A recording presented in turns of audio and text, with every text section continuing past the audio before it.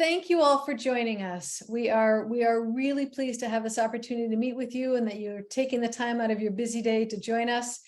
We have a lot to share, so we're going to jump in, but hopefully we'll have some time at the end for some questions. You are being recorded. We just want to share that because we do have some Infinite family members in Australia and New Zealand, and none of the times work for them. In order to speak directly to them, one of us has to be in the middle of the night. So they would like to see one of these recordings. So we're going to record it for them. And then we would ask that you put your questions in the chat so that we can answer them all again at the end. Okay, off we go. We have been on this journey for 17 years, and there are a number of things, both very positive and pretty negative at the moment, happening in South Africa. And as we were starting to look ahead, it occurred to us that we should also look back, because we know where we've come from, but we haven't really ever stopped long enough to share with all of you how far we've come as an organization because you are part of Infinite Family, and truly how none of this would happen without you and why that is so unique, amazing, and special. And we'll get to some of that in a minute, but it really is different than a lot of other NGOs that you might work with.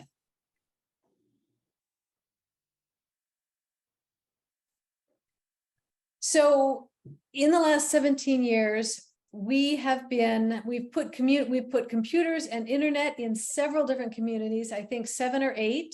We've learned an awful lot from each community.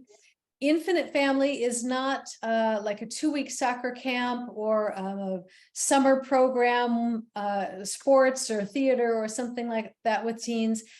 We set up our organization very specifically to be in teenagers' lives in South Africa through their teens, building trust when they're young teens, and then around and available when they had those difficult life questions.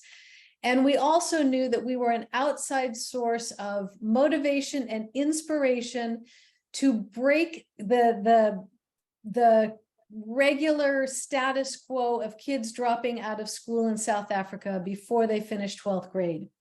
In South Africa, it's about 60% of all teens drop out, which means that they do not have the opportunity to go on to college and university or to get any of the really good jobs that are available in South Africa today.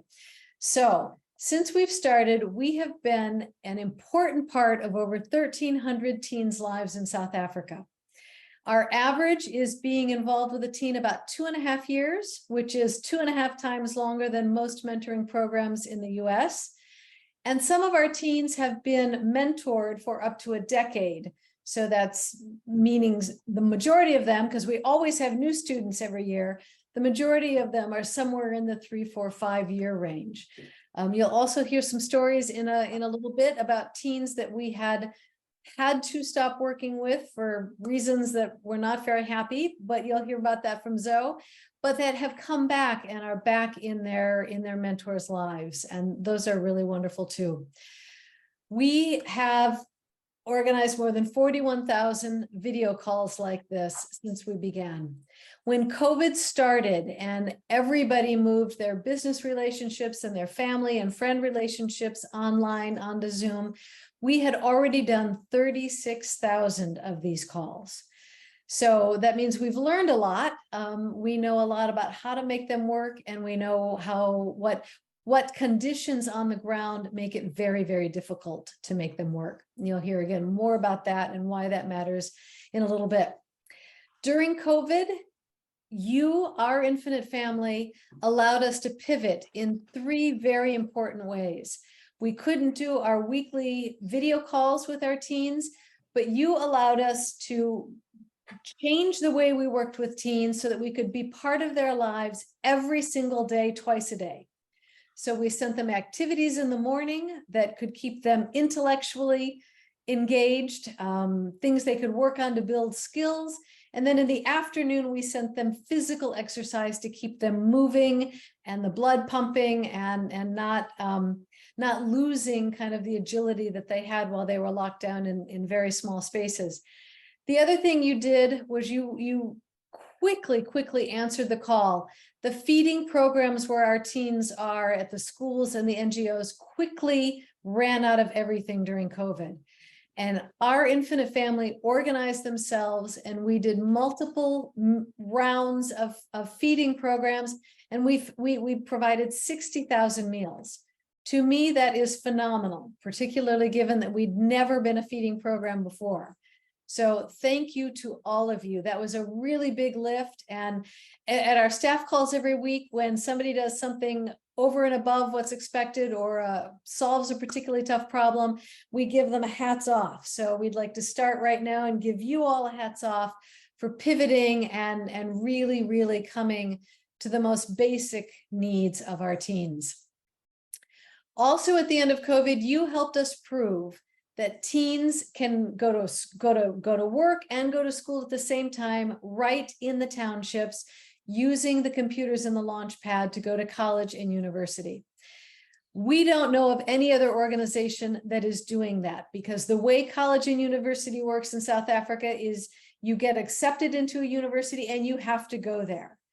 But once we saw that all of those schools were putting their programs online, we quickly organized ourselves and set up a pilot to prove that kids could not only do online university in the wealthy communities where they have computers at home, but that in our township communities, they could come and use the Launchpad to do the same thing.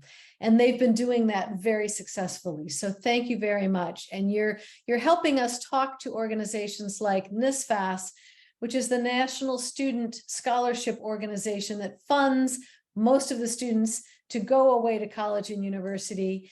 And they say that one of the biggest bottlenecks that they have is coming into township communities where the teens have never touched a computer and do not know how to fill out an online application, or know that once you fill out the application, you have to keep checking back every couple of days to find out what the next step is or what the next piece of information is. And because you guys have been running these computer labs in South Africa for all of these years, our kids start learning how to do all of those skills at age 12. So it was really an easy lift for our kids to switch to online college and university, because they knew where to go, how to do the research, how to apply, how to be accepted, what the next step was. They knew how to take control of their situation and move forward with it. And the most important and really, really big thing, hello, Lauren. The most important shift that you, our Infinite Family, have helped us do in the last 17 years is change the way the communities where our teens live think about advanced education. In South Africa, 60% of all teens drop out of school before 12th grade. They are allowed to drop out after 9th grade, and the communities, the adults in the communities, particularly having come to be adults under the apartheid regime, never were allowed to go to college or university, and in fact were intentionally given a very bad educational system so that what they could do or what they had the control over were manual labor jobs. And that's since there aren't a lot of role models in the communities that have gone to college and university, there isn't an understanding or an expectation that staying in school through 12th grade or continuing will be of use. And we know that it makes a big difference. And it's taken us 15 years in Alex to get the adults in the community to acknowledge that education is important and to support their teens staying in school till 12th grade.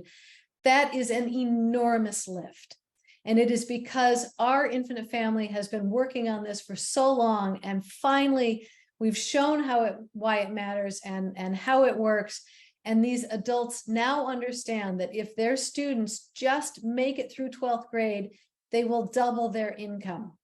If they go on and get any advanced education, it is exponential from there. A three-year degree delivers about a 5 times income increase, and a 4-year degree delivers an 8 times income increase. So the communities are now starting to turn and support their kids in education.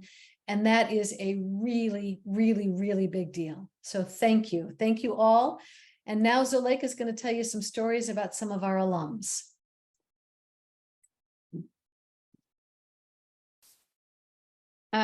Thank you, Amy. Good afternoon, evening, everybody. So this is just 4 of many beautiful stories about the achievements of our NEPADIs that we have worked with over the years. So I'm going to start with the 2 people on my left-hand side. Elsina and Saki were both mentored through our Alexandra Township Launchpad, and they were among the very first NEPADIs that we had around, I think, 2007, Saki, and Elsina 2009. And Elsina is originally from Limpopo, which is one of the rural provinces in South Africa. And she moved to Johannesburg because she and her younger sister, had just lost their father. The mother was widowed and didn't have any source of income, and therefore had to move to Johannesburg to look for domestic work.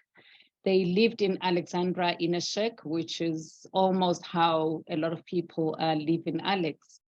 And Elsina was a very shy young person when she started in the program, and we had to find a mentor that was very patient and understanding, and that happened to be a very good match with Alicia, who's based in the US. And she worked with both Elsina and Saki, were mentored through their 12th grade. Elsina passed her matric with a bachelor's pass, which is the highest level that a student can attain in matric in order to enroll either for a diploma or a degree in college or university. And she was geared towards studying in IT, but then she could not get acceptance to university into that specific program because of her grades in mathematics. So she ended up opting to enroll at a college for electrical engineering. And this is a 6-level qualification. So she had to go through 6 levels, but not necessarily over 6 years, but over 6 trimesters. And she had the government funding, bursary funding, which is called NSFAS. So she did her first level and she did well. She went into 2nd level and didn't do very well in all of her modules. And that meant that she forfeited the government funding. And the mother could not afford to pay for the college fees. So that meant Elsina had to stop. She didn't drop out, but instead she reconnected with Alicia. And what she shares from that conversation with Alicia is a mantra that we have adopted as Infinite Family, that you can rest if you have to, but don't stop. So Elsina never stopped. Instead, she found a job at a brewery and she was working 12 hours a day for what, when we calculate, is less than $1 an hour. But she was able to save that, make savings out of those little earnings. And she went back to college to retake the level 2 of her electrical engineering, and that went well. And that meant that she got the funding reinstated. So she completed all her 6 levels, and then she started looking for a company to do internship in order to get the full qualification for her diploma. It was a bit of a struggle, but eventually, with the help of Infinite Family, she was able to get a space at Isinyeti, which is a company that deals with the prevention of corrosion on steel surfaces. And she works as a cathodic protection technician in the company. And she's the only woman in her team of technicians, and also the only Black woman within the company.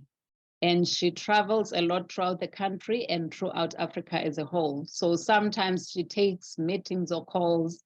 She would be in a car or she would be in a B&B. And then the highlight is that she has recently joined the Infinite Family Board of Directors as the first NetBlazer or alum in the history of Infinite Family. And she attended the first board meeting in June 2023. Over and above that, she has done well for her family. So when she started working, she took over the responsibility to support the family. So supported her mother and her younger sister, as well as the extended family. She has built a beautiful big house for her mother back in Limpopo, and now the mother has resigned from domestic work and went back to live at home comfortably.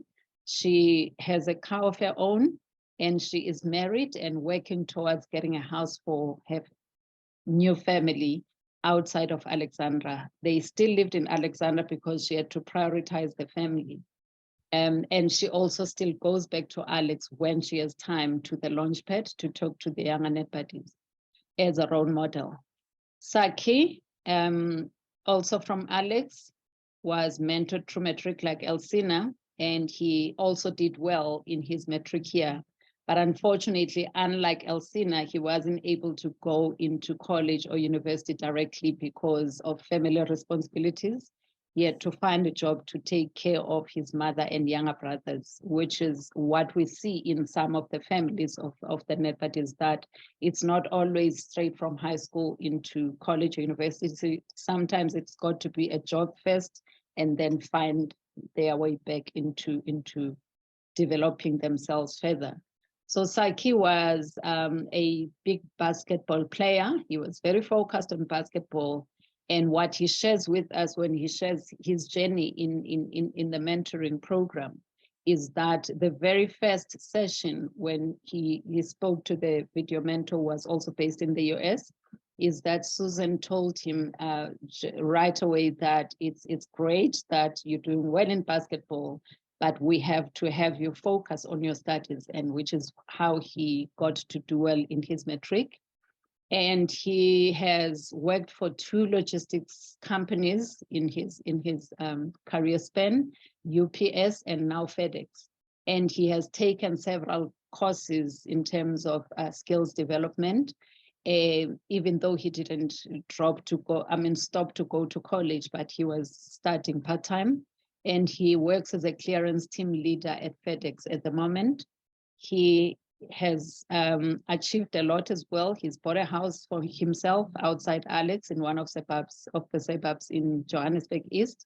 He drives a beautiful big car, but he still gets into his car and goes back to Alex because his family still lives there.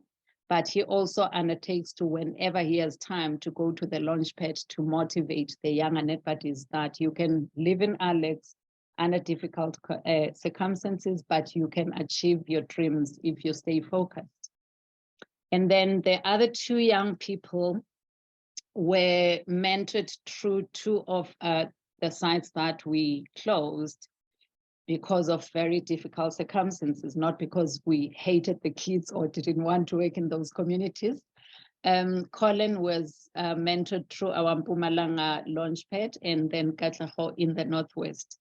But the common thing between these 2 sites is that they were located in very rural communities with very poor infrastructure in terms of internet connectivity. And from time to time, we would go on for weeks where, because the connection was going through cables that are connected underground, and every now and then those would get ripped and stolen because the thugs were targeting the copper that's found inside the cables, and would be selling that. So it was not just one incident, it was several, and that meant that there wasn't really consistency in terms of the mentors working with the kids. So regrettably, we had to close the 2 sites, both in 2018, one at the beginning and the other one at the end. Colin, the young man, is studying to be a doctor, and not only just a doctor, but a neurosurgeon. And when we started in Mpumalanga, he was a very shy young man, hardly said anything or lifted his hand to ask a question. She was mentored also by a mentor based in the US.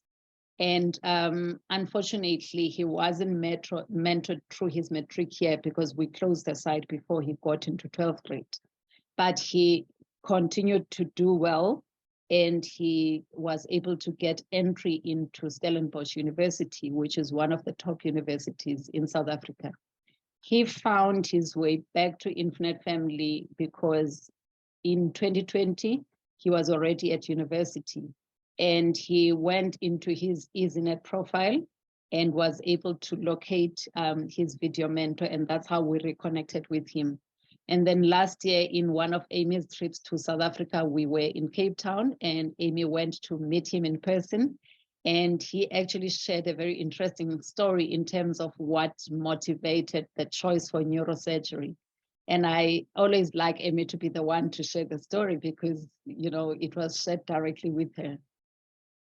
Thanks. So it was really interesting because one of the questions I asked Colin was, why neurosurgery? How do you even know about neurosurgery? Because as a teen, I know I hadn't heard about neurosurgery, and you know, I certainly couldn't have picked that without ever having heard of it. And he said to me that his video mentor showed up several times with a brace on her arm and her wrist and her hand. And he asked her, because he thought she must have had some terrible accident or fallen or something, you know, asked her how she hurt her hand. And she said, no, she said, I was just sitting here typing. And it just boggled his mind. He could not understand, how can you get a serious injury sitting in a chair doing something that seems perfectly safe, like typing? And so he decided then and there that he would explore and investigate kind of what was going on inside the hand that could lead to that and could lead to pain for people. And when I met him, he had been doing his rotation. So he had tried a whole bunch of other professions, but he was firmly committed to neurosurgery. So it'll be great to have him. He's also firmly committed to moving back to his community and to being a doctor near where he grew up. Yeah, that would be great because Cape Town is probably over 12 hours away from his community.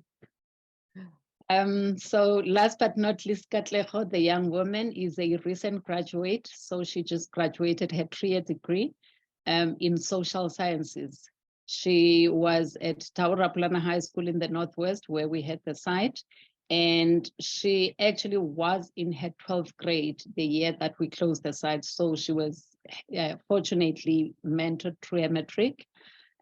She passed also with a bachelor's level. So she was eligible for entry into university. And her first choice of career was in the business field. And she wanted to study BCom and major in statistics. But unfortunately, the university in the Northwest didn't have capacity for that. And so she ended up enrolling for a 3-year degree in social sciences, which she just graduated last month. And when I spoke to her earlier this year, she shared as part of her journey that one of the things that really kept her going, even though she was disappointed with not getting into BCom, was the support and guidance of Elinor, her mentor, and her now late husband. So she stayed in contact with the mentor, even though she was no longer in the formal program.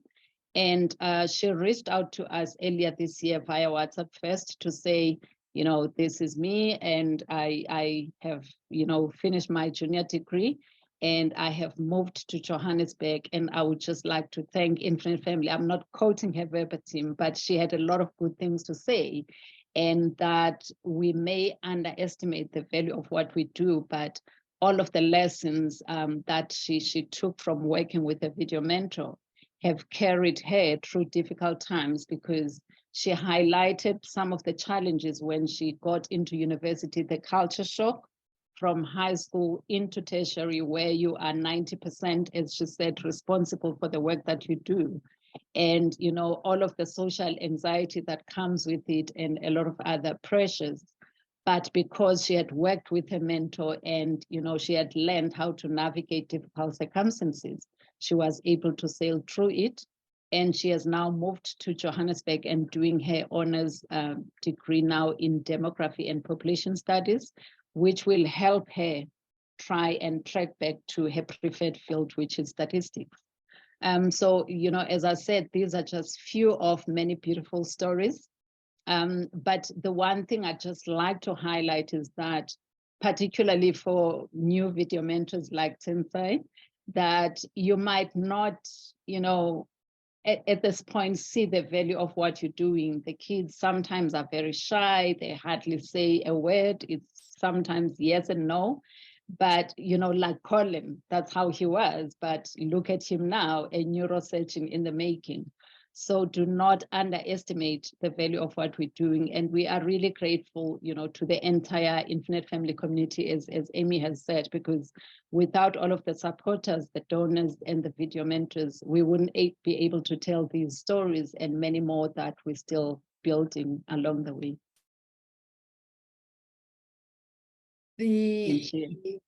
Yeah, I just want to, again, add on to what you were just saying to Tensei, and Angela also, but Angela's worked with several NetBuddies already and seen this.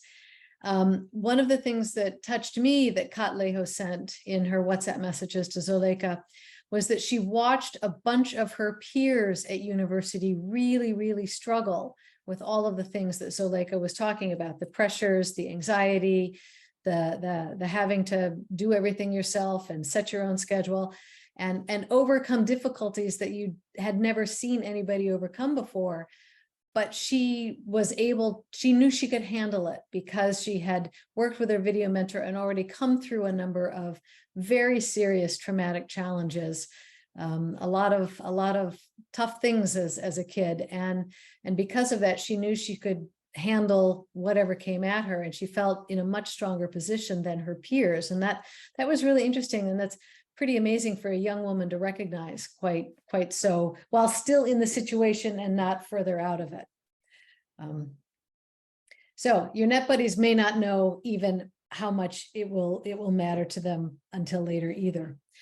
So we're going to go in the weeds for just a little bit with just a couple of statistics. We won't stay here terribly long, but we want you to understand the three words I keep using are unique, amazing, and special. This Infinite Family community is those three things in at least 4 very important ways.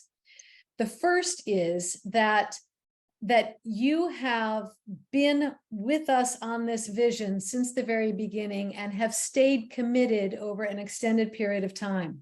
Our video mentors, many of them are with us for years and years and years. I think we have a couple that are even at over 15 years, and you mentor multiple NetBuddies. You take one after the other, and you really, you don't just change one life, you change lots of lives, and that's very unique. I said earlier that our average mentorship is 2.5 years. Well, that's 2.5 times what the American mentoring average is. So they feel successful at about 9 months, which is a school year. We see teens come back year after year after year, and they come back for you, right? There's no question about why our teens are coming back. It's because you are so amazing. You are also amazing in your financial support, because since the year 2000, particularly in the United States, we have seen households and individuals who support nonprofits on a dramatic decline. In fact, just between 21 and 22, it declined another 13%, the support for nonprofits. There are lots of reasons for this, of course, but one of the big reasons that they talk about is that in 2010, during the Great Recession, a lot of people were unable to support their favorite nonprofits, and they never came back. You are Infinite Family. Through the bumps and everything, you've been with us, and you keep coming back. So thank you very much for that, because it's only because we are such a relationship based that the organization, that we can play such a long-term role in these kids' lives, that it really makes that life-changing difference. So because of you have supported Infinite Family since the beginning for over $7 million and 125 million Rand, which is absolutely phenomenal. And the reason it's super phenomenal is because most nonprofits, like most companies, die within the first 3 to 5 years. That's just the statistic for entrepreneurial activities. And we made it past that and then have continued to grow because of you. And you are really unique, because there are really 4 ways that nonprofits make it past that 5-year mark and then keep going. One is if they have a board of very wealthy or famous people on it that, just guarantees that they're not going to fail, that they just keep supporting it no matter what. We don't have those people. However, if you know anybody in the tech industry or know somebody like that, please do let us know. We'd love to start building that area, but we don't have that.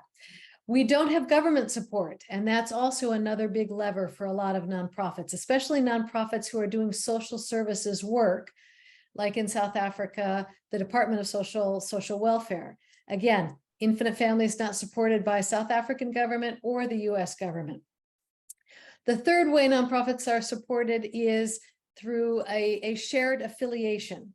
And that usually looks like around a faith-based community or an educational organization, whether it's the educational community that you were part of when you went to college or university, or the educational community around your own children. Those are two very firm communities that build up ongoing support. We are obviously not either one of those. The third area that we see long and strong affiliation is through communities that have a relationship to or an experience with a shared medical illness. In the United States, the best example is in November, all of the sports teams on high school and middle school are all wearing pink socks or pink shirts because it's breast cancer month. And everybody just pulls out all the stops to raise money for breast cancer awareness and research, because everybody has a sister, a mother, an aunt, a cousin, a daughter that has had breast cancer along the way. Well, once again, we don't have that kind of natural affiliation. You are our affiliation. You have created an infinite global community that support teens in South Africa, and that is pretty amazing. Yes, we are supported almost 60% by individuals in the United States, and a lot of that are very small donations. So it's a lot of small donations over a long time, and thank you very, very much. South Africa, you are holding up your end of the bargain at 40%. A lot of that's corporates and a handful of individuals, and we've got some on the line here. So thank you for that. We also have support from 18 other countries, right? That is pretty amazing. That truly does demonstrate that we are not, you are the most altruistic of people anywhere, right? Most people focus on their local community, and that's where their efforts and their time and where they donate, that's where it is. You guys have shown the most incredible unselfish concern for the welfare of others. And in particular, others who are thousands and thousands of miles or kilometers away. So you guys are incredible. And we thank you very much for your steadfastness and your care and concern for kids way far away. The last way you're amazing, well, the third way you're amazing, not the last way, the third way you're amazing is that you have been early adopters and pioneers on this technology journey, right? We thought that we knew there would be bumps and glitches at the beginning because we were inventing something completely new, and you stuck with it. I mean, we have video mentors from the very first classes, which is really incredible. And we thought at some point that the technology would smooth out and there would be no more bumps and glitches. What we have learned in all these years is that there will always be bumps and glitches, because that's what technology is. When you're using pieces of technology from lots of different companies so that you get the best of the best, when one of them changes something and it ripples through the way they're all woven together, there are bumps and glitches no matter what we do. And actually, we had one last week because all of our training videos, and we've got about 50 or 60 videos on our website that serve one purpose or another, but they can't be housed on the website because the website isn't the best place to make them run easiest for everybody to watch. So we house them in one of the companies that is their best business, they are the best at it. Well, on Tuesday, that company decided to delete 150 of our videos from their servers. And we don't know why yet, but they didn't warn us and everything just went black. So we are still trying to fix that. But again, without warning, things changed and it's a bumps and a glitch. And you have been with us through all of that. And in fact, you have made us better and stronger at every step along the way. So thank you. And there's one more way you are entirely unique. And that is that you are willing to get involved and invest in teens. Teens are the group of people that it takes the longest to see the impact and the result of your investment. And it's the most bumpy along the way. And if you have teens in your own personal lives, you know that this is not unique to South African teens. This is all teens. And they have a lot going on. They have a lot going on with what's going on as they make the transition from children to adulthood, as they try to distance themselves from the adults in their world and make decisions on their own. A lot of those decisions, they're often mistakes, and they have to learn how to come back and fix the result of that mistake, or how to rebuild whatever trust they might have lost in that. And for that reason, most foundations and corporations don't like to invest in teens, because they don't know absolutely for sure what is the result of that investment, and will that result happen in the next 3 to 6, maximum 12 months.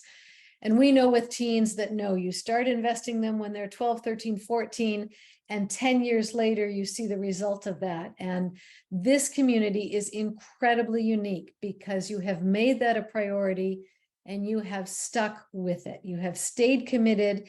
The worst thing we could do in these kids' lives would be to connect them with a mentor and then have to stop it because we lost funding, or one of the other big things happens. And we don't even have time to work with the kids to work through that situation.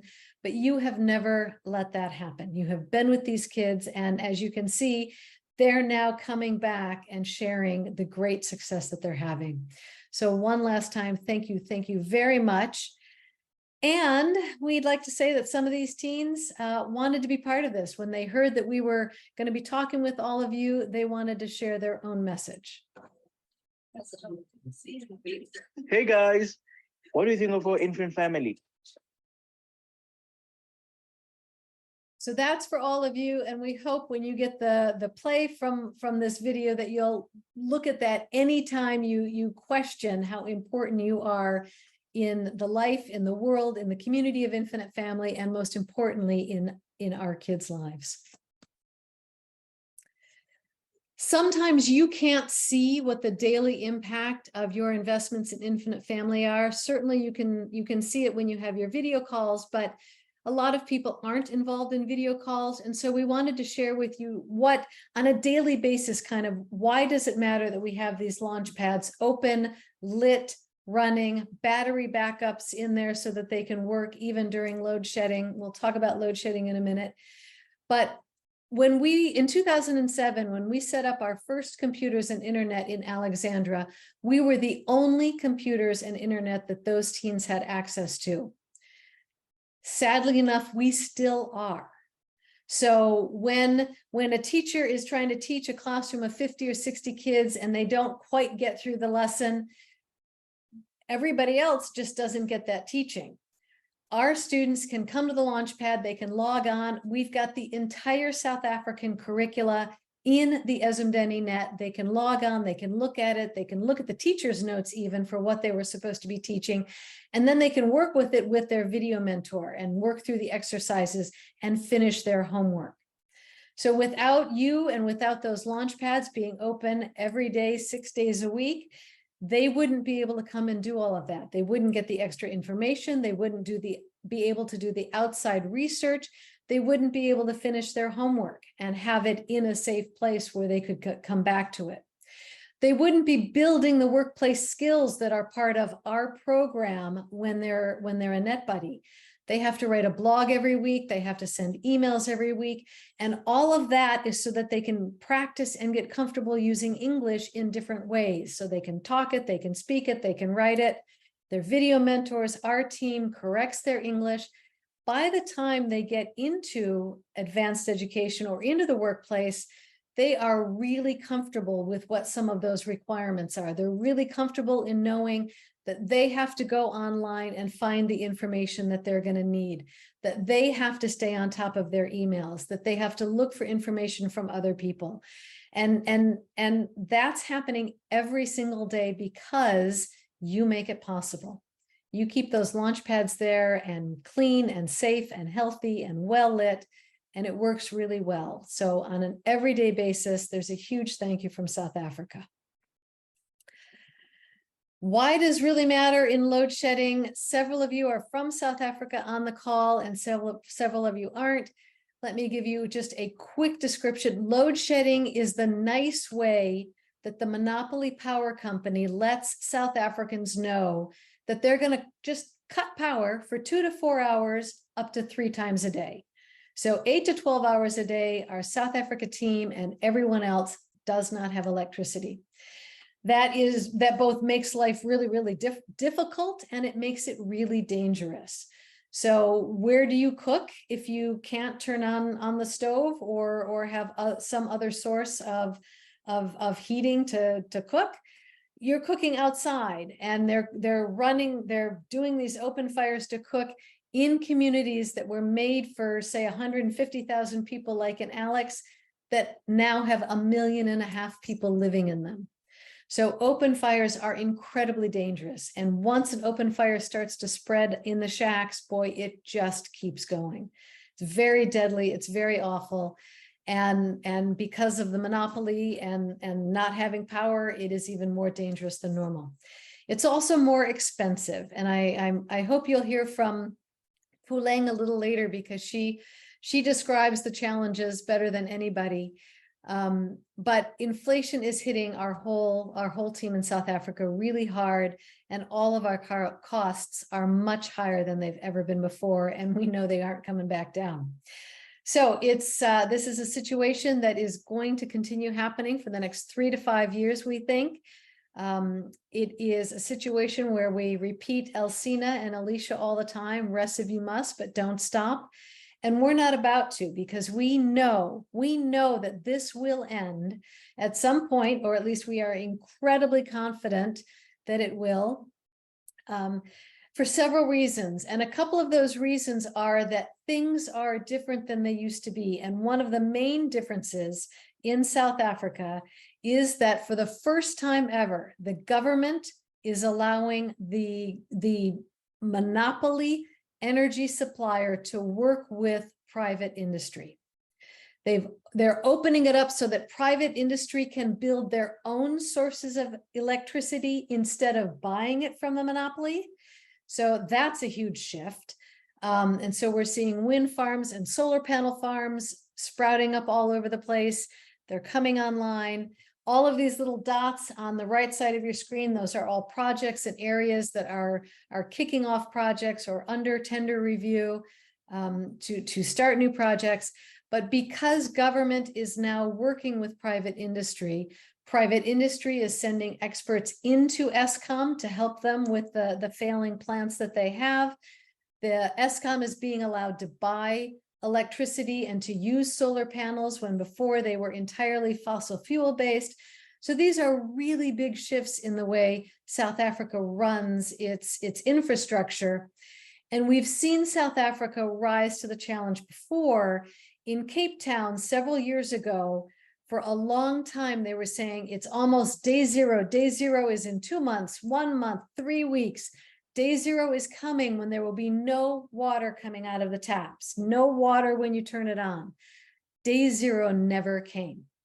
And Cape Town did a lot. The individual people did a lot, and the government people did a lot, and the company people did a lot, and they avoided day zero. And now Cape Town is a world leader and have teams from all over the world, especially landlocked countries, coming to find out how they avoided water scarcity, how they avoided day zero. So with the role model in Cape Town, we know that South Africa, in a couple of years, we expect it to be a world leader in the transition to using more renewable sources of green energy. They've done it before. We are confident they'll do it again. We've seen it. We've seen it up the coast up the coast around Cape Town. This is in the Eastern Cape, what you're seeing here, but in the Western Cape, Zoe and I and Zinzo, we saw 2 or 3 very large wind farms under construction. So it's very exciting that this stuff is coming online. And the thing that one needs to know is that all of that construction started before the government had opened up and said that they would allow it, right? Everybody has been confident that they would have to do that. And so investment had started ahead of time, and it's going to continue. And in fact, earlier this week, South Africa announced a $1 billion investment fund for green and renewable energies being funded by Netherlands and Holland. So that's pretty exciting. The US is already in there. And we're going to stick with it no matter how hard it gets, because we know that that's what matters. And that's how we help our teens. And we know that if we stick with them and help them through their tough times, they will succeed. 98% of our 12th grade mentored teens have qualified for college and university, and they eventually get there. Like Saki, it can take a while. They might take one course at a time. It can take a long time, but they will get it because they understand that that's the path to building their brighter future that they've always dreamed of. 85% of the teens that you support qualify for top tier universities. Now, it used to be really hard for them to travel and go to those universities, but now that we're bringing university into the townships, more of them will be able to access that really, really super high quality education. While we talk about the school system in South Africa being really, really not very good up till 12th grade, the universities are top notch. And so once we get the kids in there, we know they are on the path. And because they know how to overcome challenges, we know that they will stick it out. We do have a couple of really lovely stories I'd love to tell you, and maybe you can ask us about it in the end. But we've got one young man whose journey through college has been, gosh, it has to be 8 or 9 years, and he is still sticking with it. So it is important, it matters, they get it, and it's all because of you, your commitment over time, your commitment to support these kids, and you really keep the lights on, and lights on when there are no other lights on. What's next? Well, we've always known that we couldn't work with teens all across South Africa if we had to bring the internet, right? That's what happened when we had to shut down in Mpumalanga and in the Northwest. We just couldn't keep the cables safe and in the ground. So we knew we had to wait until there was another company with the expertise and new technology to bring internet everywhere. As of last November, we see that happening. There are at least 4 companies right now competing to bring high-speed, low-cost broadband internet to the townships all across South Africa. Those companies did not exist when I went to South Africa the last time before COVID, and they exist now. In fact, we're in touch with 2 of them. One of them is actually already providing a backup connection to our Cape Town launchpad. So we have actually 2 connections in Cape Town, thanks to these great guys. So now that we know that within several years, there will be internet potential at a reasonable price for people all over South Africa, we can now think about building our Ezimdeni Net 3.0.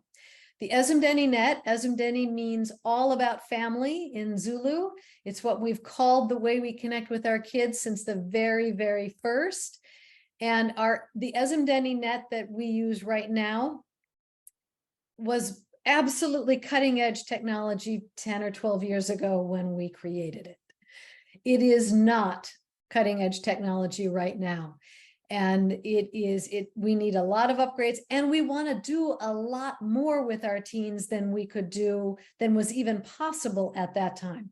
So now that we know that when we build the next Ezimdeni Net, it can let us serve kids all over South Africa, this is the time to start thinking about it.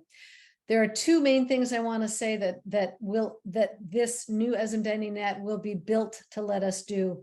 One is to allow incredibly increased flexibility on when kids get support and when adults are able to volunteer. Right now, we have a pretty static program because the only time kids can connect is until about 5:30 at night when they have to leave the launch pads, maybe 6 o'clock when it's summer in South Africa.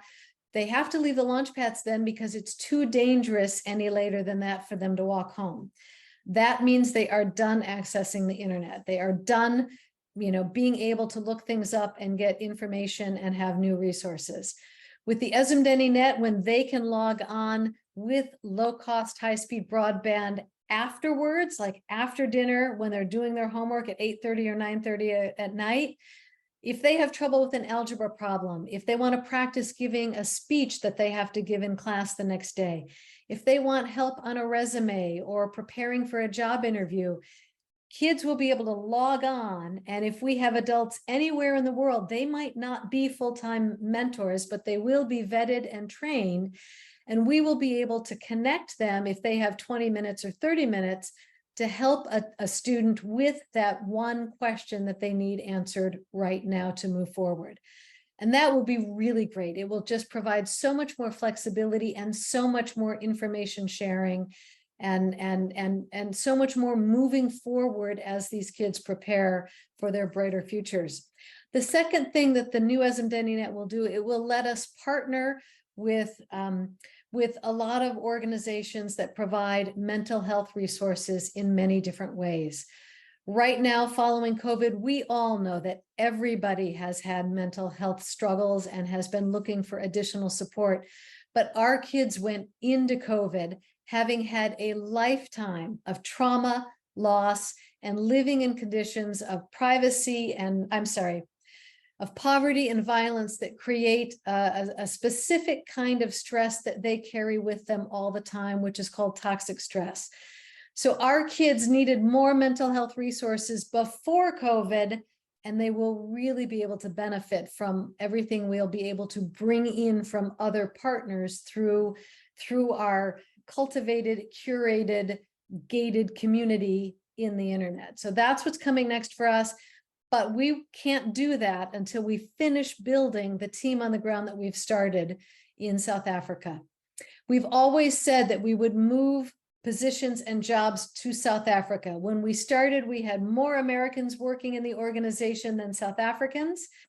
And now we have 1 full-time and 1 part-time American, but 6 full-time and 7 part-time South Africans.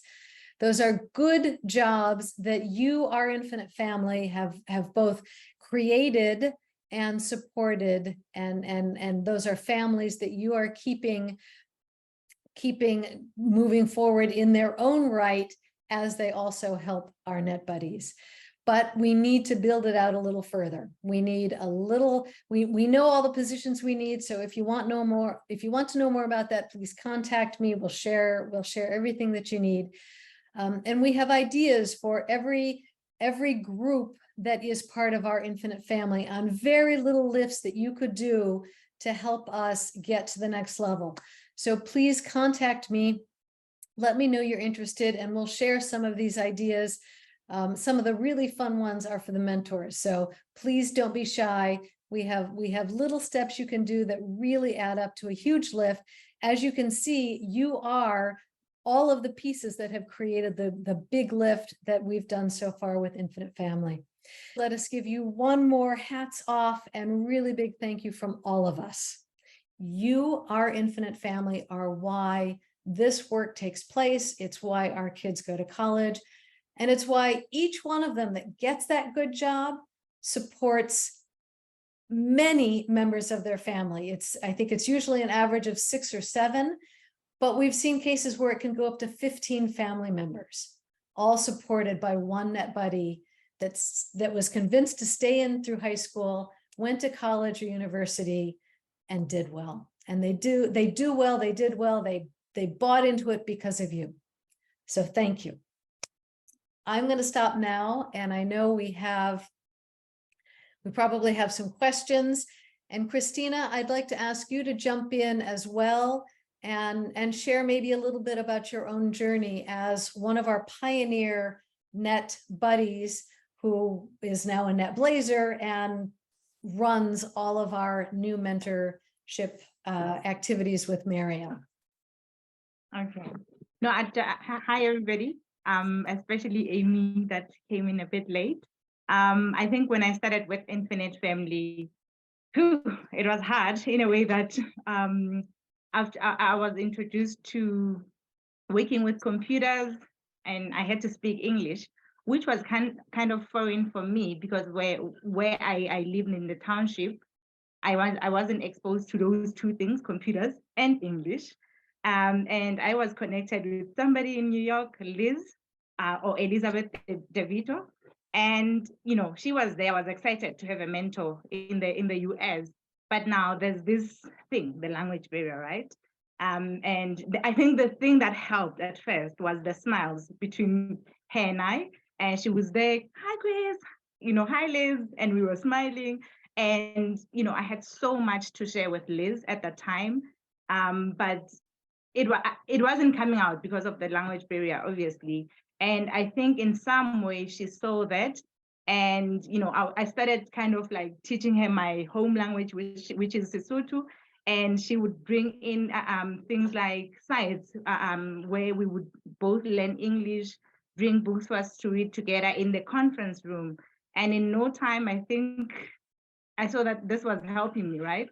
And I wanted to make sure that all of the kids at the Haven, where I grew up, a home or shelter, as some of you would call it, were coming for their video conversations, because why not, right? This is working for me, especially for my younger siblings. I think I wanted to make sure that they were coming in. And I think I'd say, sure, Liz changed my life, because when I met her, I was very angry, not really focused. And, you know, I started to being very confident, speaking English, obviously, through her or through our VCs, and learning a few things from her, even though she didn't think she was doing much at the time.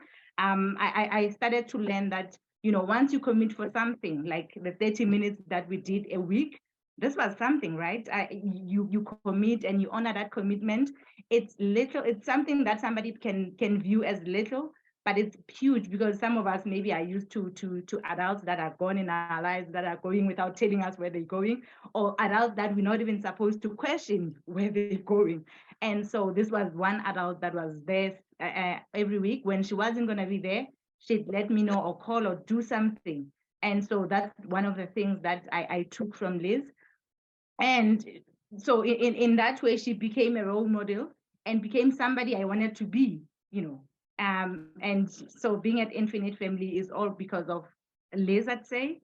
And yeah, I've worked, like Amy said, several positions at Infinite Family.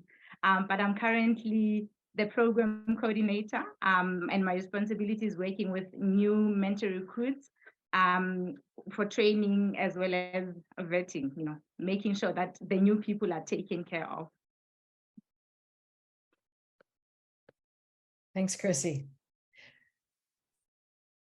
Chrissy's also studying she's married, has a small child, and is also studying at night, both business and IT for her degree in business and IT. Amy, I have a question, if I may, just more out of curiosity, I guess. Those full-time jobs that you created in South Africa, were any of them net buddies at any one time? Oh, thank you for that question. And that leads us right into, because we wanted Puleng to tell you a couple of stories anyway. So now you get to tell more stories, Puleng. Puleng was never a net buddy, but she did start out at one of the sites and now runs our mentoring for a couple of our sites from the main office. Her own kids have been mentored, and she knows a couple of other kids that were mentored that now work full-time for us. So I'll let Puleng tell you about that. Thank you, Ronnie. That's an excellent question. Okay, thank you, Amy. Okay, I started with Infinite Family as a Netfundi at the Nkosi 7. That was 2011. So then I had been growing with Infinite Family. I know there are some of our net buddies, that one of them is Johannes, whom I work closely with. In 2020, I think this was a blessing to me. I take this as a blessing. I was working with Infinite Family as a Netfundi and staying at Nkosi 7 by then. So there was a time in 2019, I had to move out to find my own place. And when I moved out, it wasn't easy. There was challenges, financial challenges and all that. And 2020, when the COVID started, before the COVID, I was really, really, really, really worried with how am I gonna be able to pay for my children's school fees and for the food and rent and all that. So Infinite Family gave me an opportunity where I got to be promoted. Mm. And 2020, I started on the 1st of March. And that promotion helped me to be able to take care of my kids and be able to pay my rent and do some savings, take care of my extended family. So I'm very grateful to that. And again, as a single mother, between jobs and working with other kids and my kids too, I didn't have that much time with my kids and actually to help them with their schools because of some of this their homeworks I didn't understand it. So there is when the mentor came in. So my son, when he came to South Africa, he was struggling with English and he wasn't confident in anything anyway. I was a very harsh person and very impatient. What I could do is slap him if he doesn't understand something. So it has been going like that until he became of age where he got a mentor. Wow, the mentor got done wonders in my son's life. The first year, he got a certificate of being the top of English in his class. He was the toppest in his class.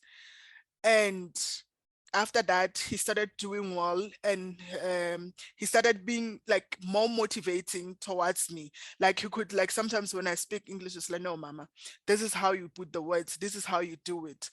And again, with my daughter, she was she has been mentored, I think, by 3 mentors.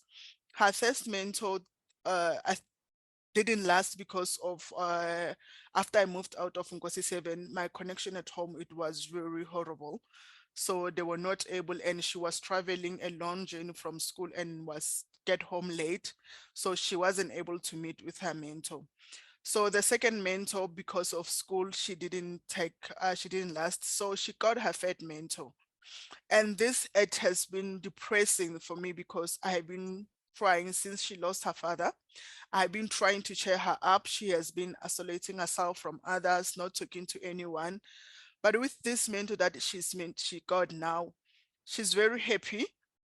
She's a lively person. She's bubbly. Now she's someone who likes to sing. Now she's back to singing. She likes acting. She's acting. She can sing, and she just recently last week she just released one of her songs, her demo songs. So I'm very grateful to the mentors that have done a lot of impact in my children's life. And because of the mentors, I have this job that I have to be able to support my children, to be able to put them in school.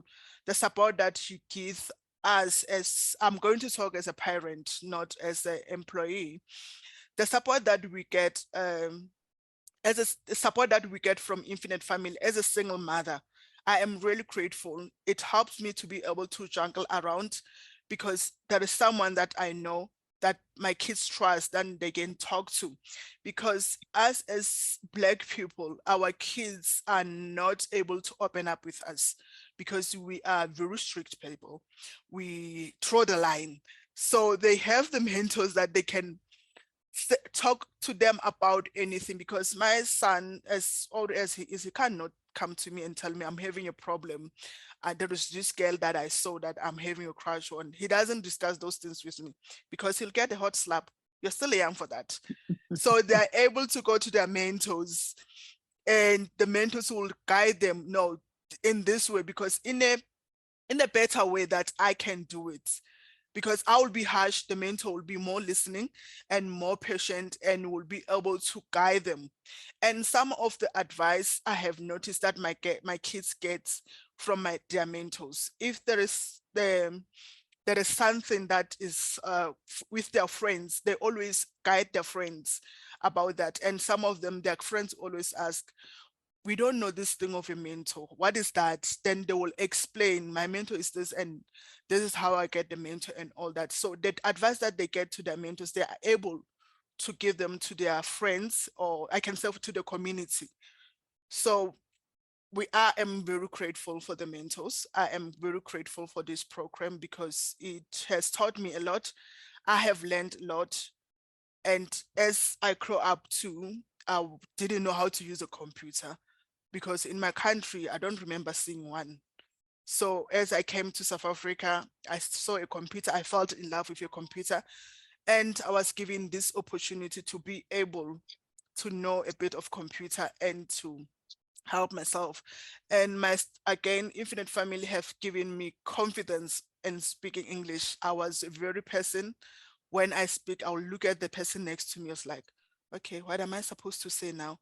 So with Infinite Family, talking to the mentors when in the rooms and typing, I have become very confident and I have learned a lot from the mentors and from my colleague.